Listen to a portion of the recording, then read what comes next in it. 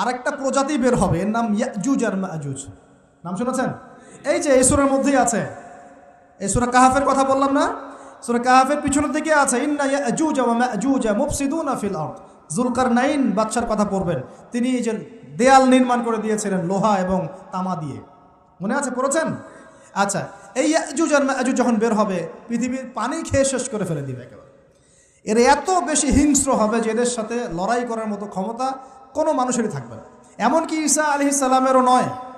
ঈসা আলাইহিস সালাম তুর পাহাড়ে চলে যাবেন মুসলিমদেরকে নিয়ে, তুর পাহাড়ের ভিতরে মুসলিমরা সেখানে লুকিয়ে থাকবে, পৃথিবীর মেসাকার অবস্থা হয়ে যাবে, পৃথিবীর পানি খেয়ে শেষ করে ফেলে দিবে হিংস্র প্রজাতি।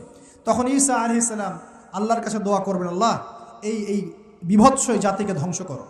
আল্লাহ রাব্বুল আলামিন তখন ওই ইয়াজুজ আর মাজুজের এই কাঁধে, ঠিক কাঁধের মাঝখানে একটা ভাইরাস জন্ম দিবেন। কি জন্ম দিবেন? ওই যে বলি না মহামারীর ভাইরাস,